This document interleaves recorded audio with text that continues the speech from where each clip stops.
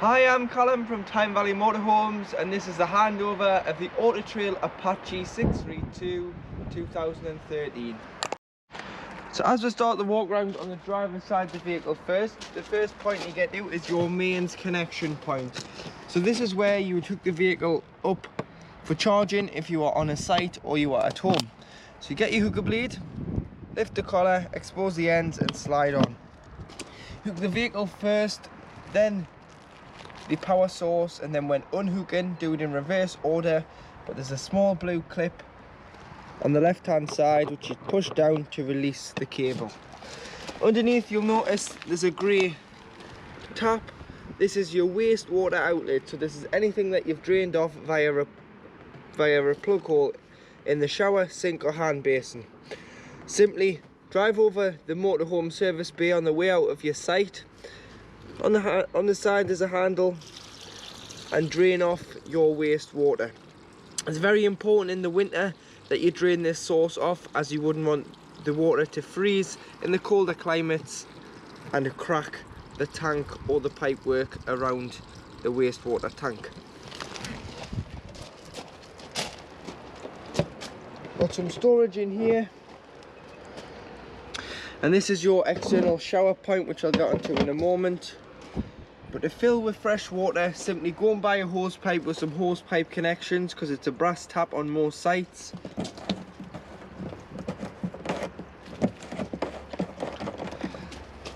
When this spins like so and you can't grip it, it's locked, you need to use the key.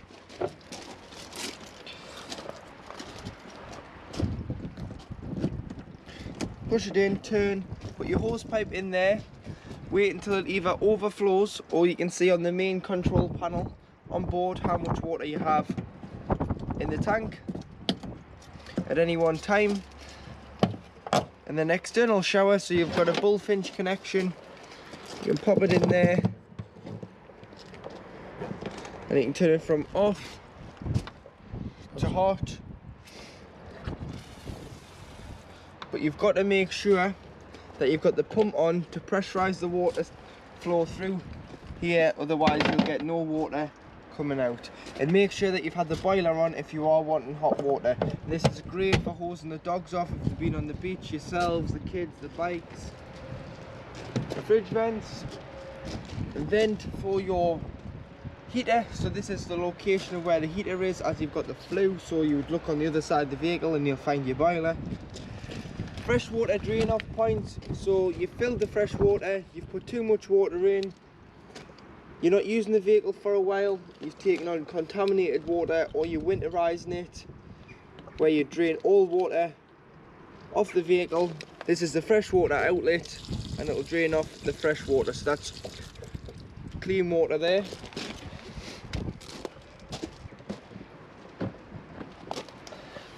Put your garage space and your own unwinding handle in the back.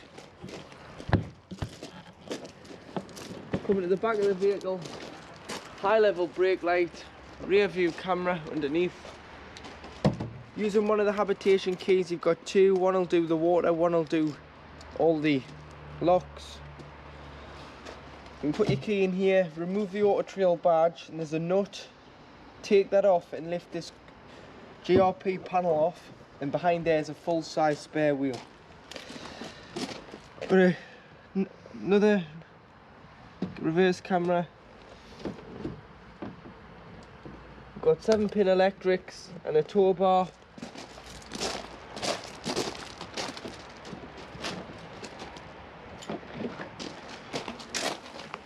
Some more storage in the garage. A plug in the garage which you can use outside. Your water pump, but your boiler's behind here. So your boiler does two jobs: heats the water 10 litres at a time and heats the vehicle. So it's very important when you're winterising it, so you've opened the waste and the fresh on the driver's side, you then need to allow the 10 litres of water out the boiler, because if not, it'll crack the cylinder head, and then your warranty doesn't cover frost damage, so you would be in for a big bill to repair the boiler or replace it. So to do so, you've got this double jointed drain down valve, so when it's on its side it's holding water. Stand it up, 10 litres of water will start draining directly out underneath the chassis, so leave that stood up during the time you've got the vehicle stood up in the winter. You'd only drain it down in the winter, because if not it would be exposed to cold weather and that could freeze. In the summer that's not going to happen because the weather's warm. So leave it stood up, allow the 10 litres out directly underneath the chassis. You then would leave all the mixer taps in the motorhome open, remove the shower head from the hose and lie that in the shower tray to stop any water from coiling up in there. And this opening the taps will allow any water that's in the pipework to drain out and stop any airlocks. When you come to reuse it, you'd shut the freshener waste, build all the taps up, so shut them, build your shower head up, shut your valve for your boiler, fill the vehicle with water, come in, put the control panel on, put the pump on, go to the cold side of the tap first. You'll get a pressurised cold water feed because the pump is pulling it from the tank underneath straight to the tap. Then go to the hot side and the pump will then pull it from the tank below the van via the pump into the boiler. It'll push the 10 litres of air out, so it'll cough, splutter, make all sorts of noises. Allow it to do its thing until you get a free flow of water from the hot side of the tap. You do all your hot side of the taps in the vehicle, and then this is when you know that your system is primed. And then you can continue to heat the water and test the water builds up to temperature. But always drain the boiler off, because if not, they're very expensive to repair. You've also got your external gas barbecue point. So if you're using a Cassette or external barbecue or awning heater, you need to use a bullfinch connection into here, and it'll use the main bottle on board to power that appliance instead of carrying a spare. Moving on, you've got your cassette toilet. So ensuring that the blades close on the bottom bowl of the toilet, which I'll go into more detail when I'm inside the vehicle, you'll be able to lift and slide the cassette out. You've then got some wheels so you can drag it to your disposal point, which is beside your toilet block. And then you would remove the cap, press the button at the back, allows a bit of air in, stops it glugging, and then you'd pour it away. Once you've emptied it, there's normally a tap there, so you'd put some water in via the spout, put the cap back on, give it a rinse and tip out again. Then if you're using the liquid form of chemical, either the blue or the green, this is a 120 milliliter cap. So fill the cap, put a cap full of liquid into the cassette, and it's good to go back into the vehicle. If you were using the tablet form, which is in the cellophane sachets, you can put a pint of water in when the cassette is outside the vehicle, or you can push it in completely dry, flush a pint of water in, open the blade, and then chuck a tablet into the cassette, and that'll break down with the water into the liquid. Just the tablets are slightly easier to store than the big bottled liquids. Got your awning light and your awning, the hammer safe lock. So with the keys, that'll be able to swivel the lock onto the hard door lock, and it acts as security as a second lock. LPG, liquid petroleum gas, this is your gas locker, so again opens with a habitation key.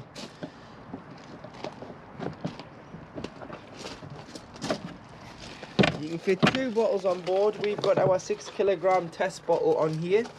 So to connect the bottle to the pigtail, which is the pipe here, it's opposite threads with it being gas, so it's left to tighten, right to loosen. You'd hand tighten and you turn the bottle on and off from the top. Always ensure that the bottle is turned off before you start travelling. And the straps behind, you'll see them here. You need to use the straps to tie the bottle in. So these straps must come round the bottle to keep it secure. Once you've turned the bottle on, there's a crash valve here. So if you're struggling to get gas, you need to press this green little button in for 3 seconds. It opens the crash valve and allows the gas into the vehicle. This is just a safety feature in case you were involved in any accident. The regulator would cut the gas supply. At the passenger door you do have your diesel filler, which opens with the main faith key.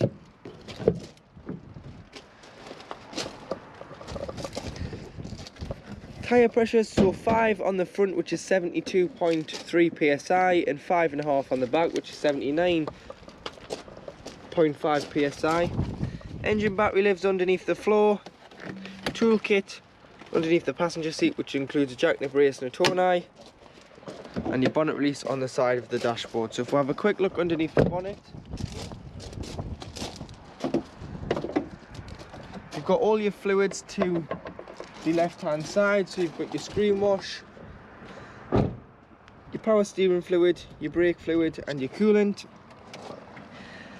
oil filler and your dipstick for checking the levels, paint code.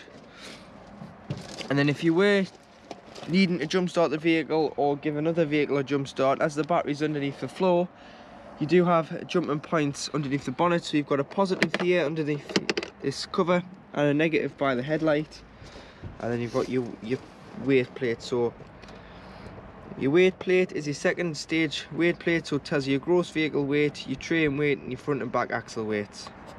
In the kitchen area on the hob you've got 3 gas burners plus 1 electric hot plate, which is only on 240, so you've got to be hooked up for this to work. And this is the far left hand side one, which indicates via the red light. Then you do have your gas,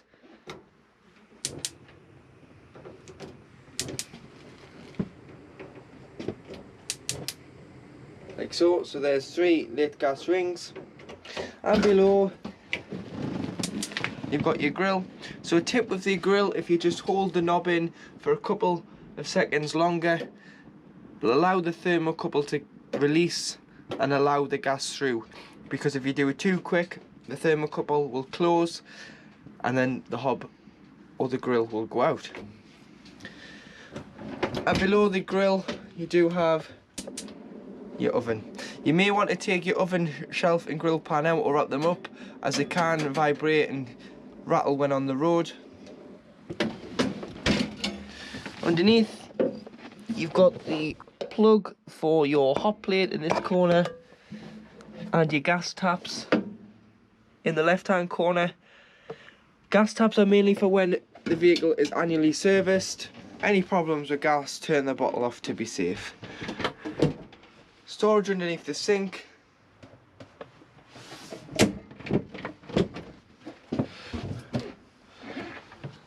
Cups, bowls and plate rack, plus your plug for your 800 watt microwave.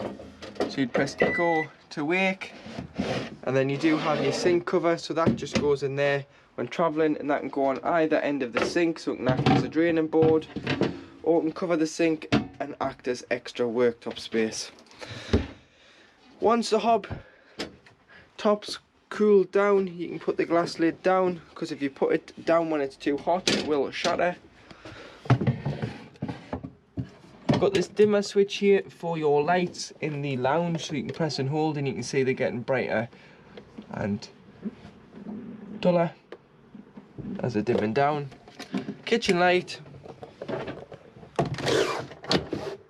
blind, so you've got a blackout blind and a fly screen.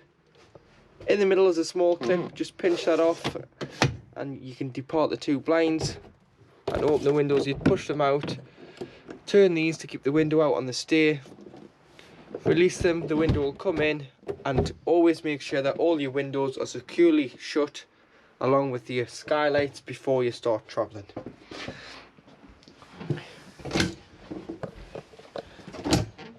Wardrobe hanging rail.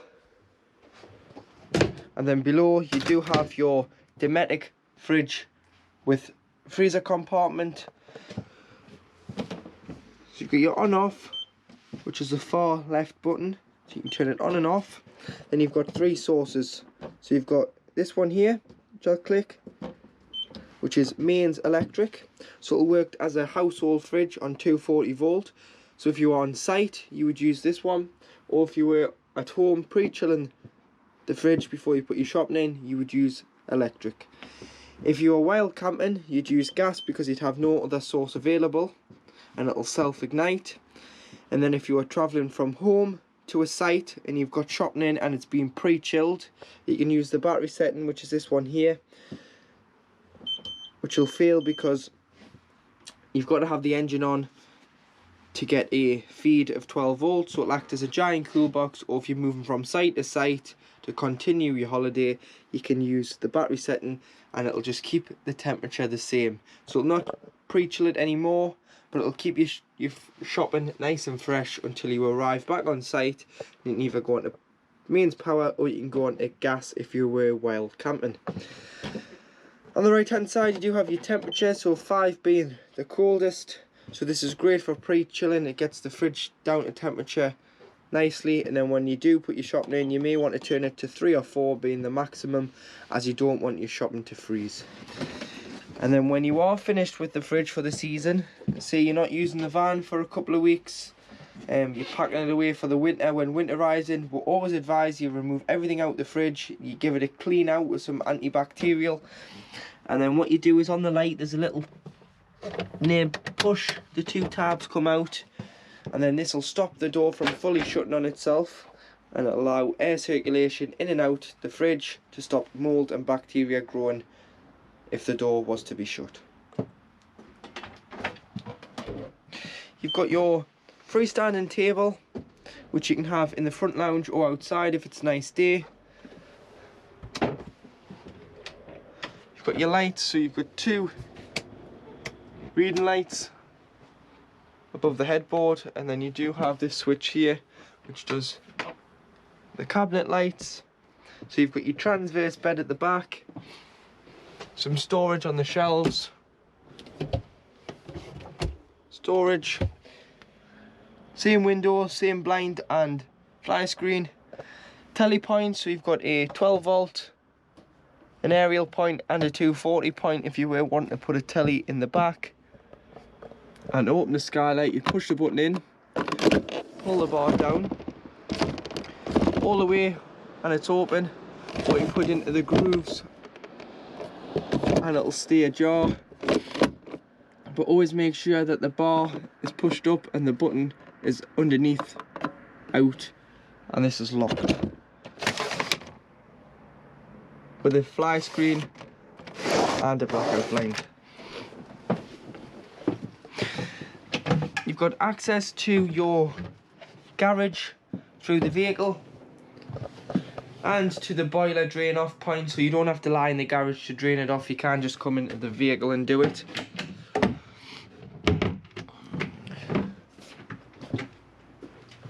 Privacy curtain, so the curtain comes across to black out the bedroom from the rest of the vehicle.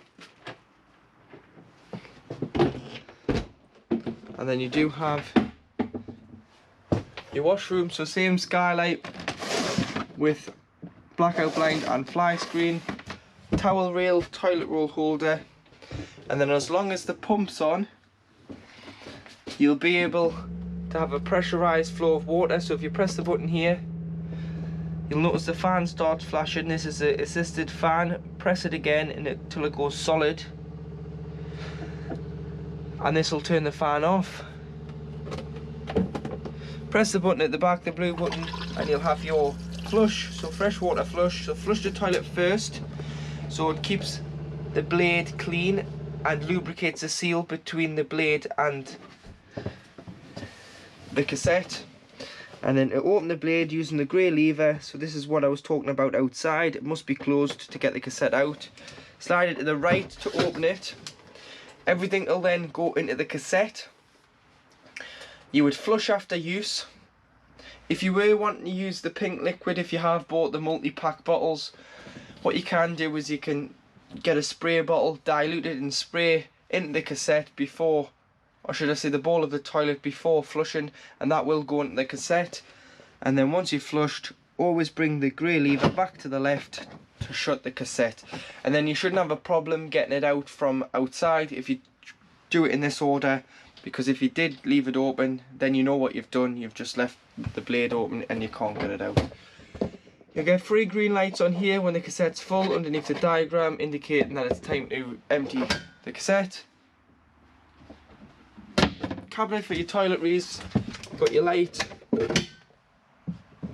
more toiletry cabinet, and then you've got your magnetic shower screens with hanging rail. This comes in really handy, not just for towels. If you've been caught out walking in the rain, you can hang your coats up here, your wet clothing. You can use the shower head if they're waterproofs to wash them off. Leave them in here. Shut the washroom door, and as long as you've got your heating on, this is the smallest plate in the vehicle, so it gets really toasty. And then, like I've said, if you remove your shower head from the hose, any water could coil up in there, and put the shower hose in the tray with the mixer tap open. This will avoid any airlocks and any water from freezing in any pipework. So underneath the lounge seat behind the driver's seat, you've got some storage, but you'll notice this black case in here with a fuse, 20 amp fuse. This is the location of your leisure battery. So there's one in there. So one fully charged battery, if you use it correctly, will last you 3 days while off-grid while camping. But if you did want a spare extra leisure battery fitted, it would have to be fitted next to the original battery. And you've got your mains point there for hookup. Above, you've got your Sergeant unit. So this is your AC500 unit. So you've got your system shutdown button. So you can turn this off in the winter to stop any battery drain off the leisure battery. You've got your 12 volt fuses, which are all listed, the voltage of the fuse and what fuse does what. And then you do have your main trip tester, so your RCD and your MCBs for your various 240 appliances, which are listed here. So if you do trip the vehicle out, try here before you try your main site. Entertainment system button, so this turns on the drop down screen, so you must have that on for the drop down monitor. And then it is fed through the head unit to get the telly on, so you've got to have the head unit on AV, which I'll show you how to put that on. And then it just monitors itself onto here and uses the cab speakers, so you'd use the volume on the head unit to increase or lower the volume of your telly. Next to it, you do have your TV aerial. So what you can do if you are struggling for a TV signal, green indicates that you've got a good signal. If it was to be orange or red, you need to do something about it. So you do have an amplifier, so you can boost the signal. So you can turn it up and down on here. But what you can do as well is look where the other motorhomes and caravans are pointing on your site. You do have a directional aerial, so if you loosen the nut off here, you can then push the stem of the aerial up and use the toggle to direct the aerial on the roof, and it'll just tilt it from side to side, front to back, until you get a green light, which means you've got a good enough signal. But instead of messing on, just look where all your other motorhomes and caravans are pointing on your site, and you shouldn't have to do this for very long. You should get a decent enough TV signal from just seeing where the others are pointing in their direction.